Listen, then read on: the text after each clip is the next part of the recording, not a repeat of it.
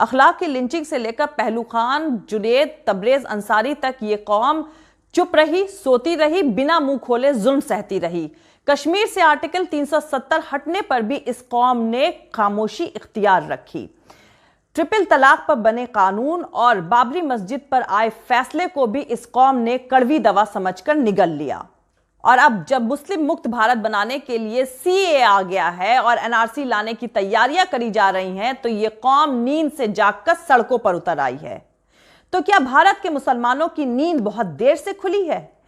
क्योंकि मुस्लिम मुक्त भारत बनाने का यह बीज तो आरएसएस ने दशकों पहले बो दिया था। और जो आज भारत में हो रहा है वो स्टेप बाय स्टेप वही है जो आरएसएस ने मुस्लिम मुक्त भारत बनाने के लिए दशकों पहले प्लान किया था। तो दोस्तों, क्या आप जानते हैं कि जो आज हमारे देश भारत में हो रहा है मुसलमानों के साथ, वो किसी और कंट्री में भी हुआ था।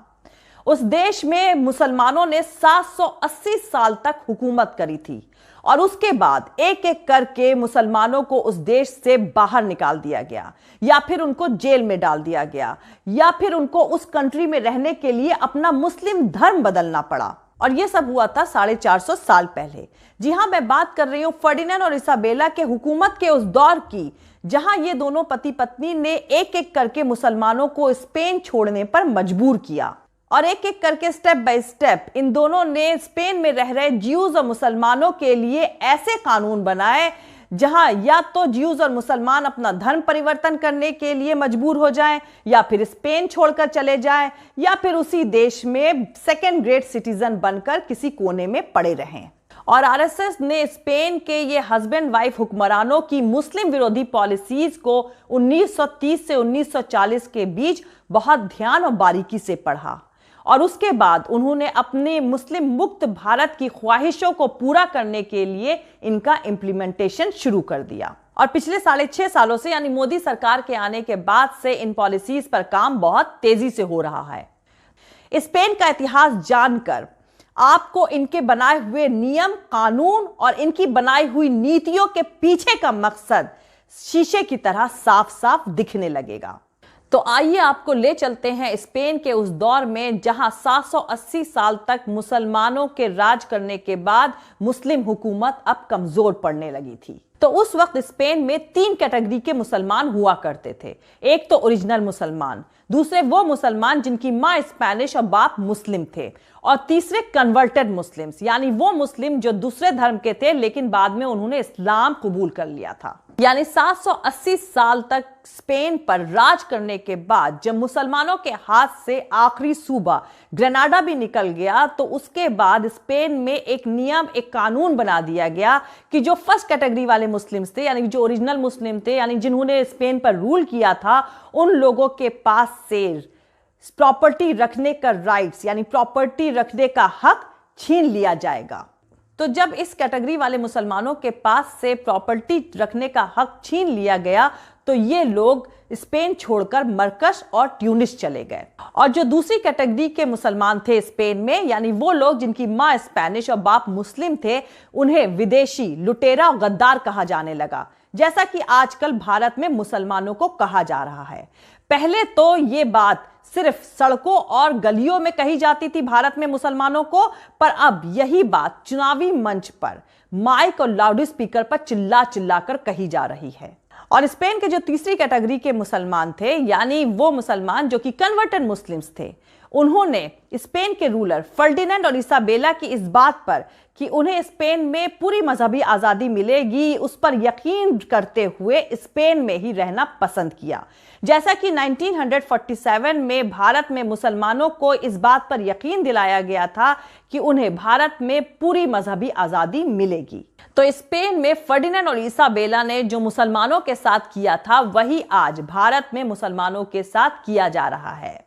यानी भारत को स्पेन बनाने का तमाशा चल रहा है। यानी भाजपा और आरएसएस की तरफ से भारत में सीए कानून लाकर एनआरसी लाने की तैयारियां करके भारत में रह रहे मुसलमानों की नागरिकता छीनने का खेल वैसा ही चल रहा है जैसा स्पेन में हुआ था। 1947 में भारत के आजाद होने के बाद शुरू में मुसलमानों पर जो हमले हुए थे वो वैसे ही थे जो स्पेन में मुसलमानों की हुकूमत खत्म होने के बाद मुसलमानों के साथ हुए थे। और उस वक्त वहां रह रहे मुसलमानों ने इसे एक टेम्पररी दौर समझकर इग्नोर कर दिया था, जैसा कि भारत में भी किया गया था। भारत में क्या हुआ था इसके बारे में हम आपसे बाद में बात करेंगे, लेकिन उससे पहले हम आपको बता दें कि स्पेन में ये हमले लगातार मुसलमानों पर होते रहे। कुछ वक्त छोड़ करके फिर ये हमले लगातार तेज होते गए। कुछ हमलों का जवाब तो स्पेन में मुसलमानों ने दिया, जैसे कि सड़कों, मोहल्लों और शहरों में लड़ाइयां होने लगी, मगर बाद में ये लड़ाइयां एक तरफा हो गईं, क्योंकि पुलिस भी मुसलमानों के खिलाफ हमलावरों का साथ देने लगी, जैसा कि आजकल मुसलमानों के साथ भारत में हो रहा है। जामिया इस्लामिया यूनिवर्सिटी की लाइब्रेरी में छात्रों के साथ जो पुलिस ने किया वो वीडियो तो आपने देखा ही होगा। उत्तर प्रदेश में जो हुआ, पुलिस ने जो किया वो भी आपको मालूम है। बेंगलुरु का जो किस्सा है, पुलिस ने जो किया है वो भी आपको पता है।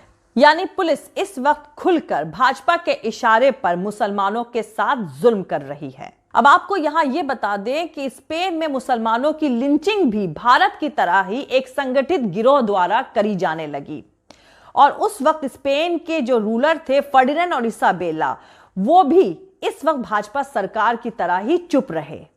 उसके बाद धीरे धीरे स्पेन में मुसलमानों को पब्लिक स्पेस से बेदखल किया जाने लगा। स्पेन में फर्डिनेंड ने पहले सरकारी कामकाज से अरबी भाषा को बेदखल कर दिया, जैसा कि हमारे देश भारत में उर्दू भाषा के साथ किया गया। उसके बाद इतिहास को तोड़ा मरोड़ा गया, मुसलमानों को जालिम और लुटेरा दिखाया गया, जैसा कि हमारे देश भारत में भी किया गया। उसके बाद मुसलमानों के योगदान को स्पेन की टेक्स्ट बुक से हटा दिया गया, जैसा कि हमारे देश भारत में भी किया गया है, और खास तौर से उन राज्यों में जहां भाजपा की सरकार है। और अब टेक्स्ट बुक से वीर अब्दुल हमीद का चैप्टर तक निकाल दिया गया। उसके बाद स्पेन में मुसलमानों के घर, मस्जिद और मदरसों की तलाशी ली जाने लगी, ये कहकर कि यहां हथियार जमा है या यहां गुप्त मीटिंग चल रही है। ठीक वैसे ही जैसे आजकल हमारे देश भारत में हो रहा है। मदरसों को बदनाम किया जा रहा है, स्पेशली उन जगहों पर, उन राज्यों में जहां भाजपा का शासन है। उस वक्त स्पेन में कन्वर्टेड मुसलमानों से यह कहा गया था कि तुम्हारे बाप और दादाओं को डरा और धमकाकर मुसलमान बनाया गया था, और अब फर्डिनेंड और इसाबेला के रूल के दौरान अब तुम्हें डरने की जरूरत नहीं है, तुम वापस अपना धर्म अपना सकते हो। जैसा कि भारत में आरएसएस कहता है कि भारत में जो रह रहे मुसलमान हैं, उनके दादा और परदादा पहले हिंदू हुआ करते थे, और यही बात आरएसएस भारत में उन मुसलमानों से कहेगी जिनका नाम एनआरसी लिस्ट से बाहर रह जाएगा, कि पहले भी तुम्हारे दादा और परदादा हिंदू हुआ करते थे, उन्हें डरा धमकाकर मुसलमान बनाया गया था, और अब तुम्हें परेशान होने की जरूरत नहीं है। सीए का फायदा उठाते हुए तुम वापस हिंदू धर्म अपना लो, यानी वापस हिंदू बन जाओ, और सीएए के तहत अपनी भारत की नागरिकता दोबारा वापस पालो। फर्डिनेंड और इसाबेला के जमाने में स्पेन में उन मुसलमानों को जिनकी माँ स्पेनिश थी और बाप मुसलमान थे, उनको दोगला कहा जाने लगा, उनका मजाक उड़ाया जाने लगा, और उनको भी ये सलाह दी जाने लगी कि इस बेइज्जती से बचने के लिए तुम अपना मुस्लिम धर्म छोड़ दो। उस वक्त स्पेन में इस्लामिक कानून गैर कानूनी घोषित कर दिया गया।